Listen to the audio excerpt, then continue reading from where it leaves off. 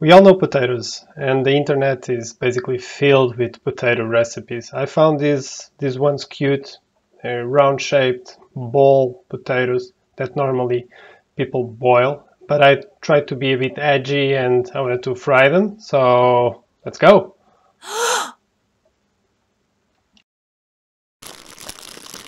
Now, when it comes to cooking, I was never really a guy of following recipes. Maybe I'll look at the recipe, get a few ideas, but then I just go with the flow and do whatever it feels right.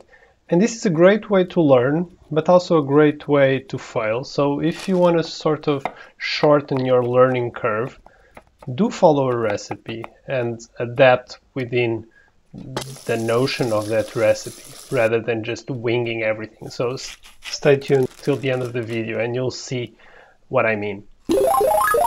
And remember, carrots are a great way to snack while you're cooking.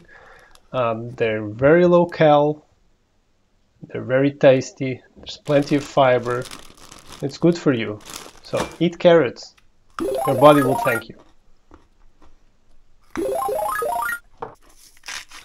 Now, when it comes to meatballs, don't do what I did. There's more to meatballs than seasoning meat and shaping them into balls. There's other ingredients that go into it, like bread, egg, that make it fluffy. But no, again, I was hungry. I wanted to prepare something quick. And I ended up not being quick at all. For our potato ball recipe, I just went ahead and boiled the potatoes, and I did this for 15 minutes until they're soft and started preparing the meatballs.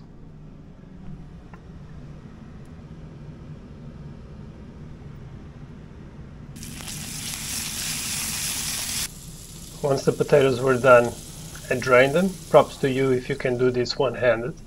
It's not that difficult. And more props to you if you can actually choose the right sized container, which I didn't do here. More mess. To mash your potatoes, you can go with the right tool for the job, like I did here, or you can use a fork for all I care. Season the mix. Add some cornstarch until the dough sort of separates from the container, as you see here.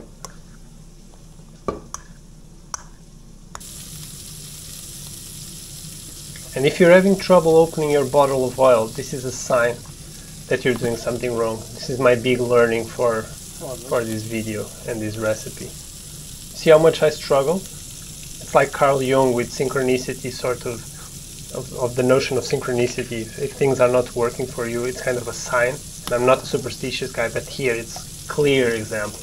This was the most wasteful oil that I've ever used. Saving the meatballs for later, and shaping our potato balls. Now to the special ones, and these are the ones that I really want to work, so I can get that cheese pull. Let's see if I can make it.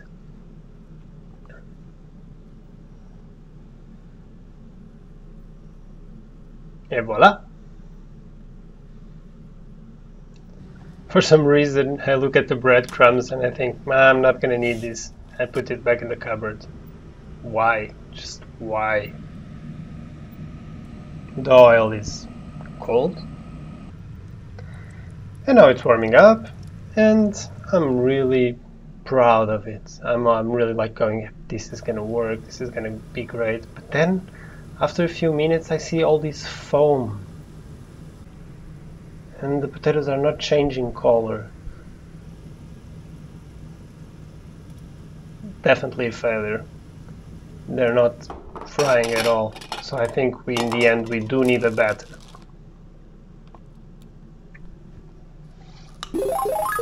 Now, onto the batter. No. And this is a basic 3-step process with egg, starch, and breadcrumbs. The breadcrumbs that I didn't use before. So let's go to it. And these are the cheese-filled ones, so I saved those for later, which is good.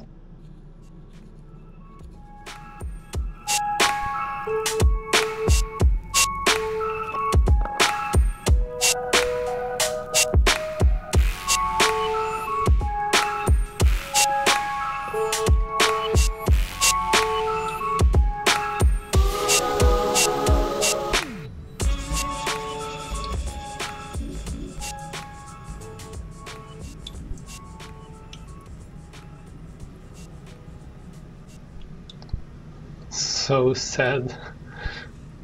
Look at that. But this first cheese-filled one is turning out okay. Looks nice, actually. So I'm feeling pretty confident here. I go for the second one. And the third one. They're frying nicely. I guess I probably overdid it a little bit. Yeah, definitely. Look at that. Quite sad. This is the price you pay when you don't prep. But hey, look! I managed the cheese pool. The cheese is melted. The potato is cooked. It's crispy. It's tasty. So there was actually some progress to it and learning to it. Now my biggest critic, let's see what she has to say about it.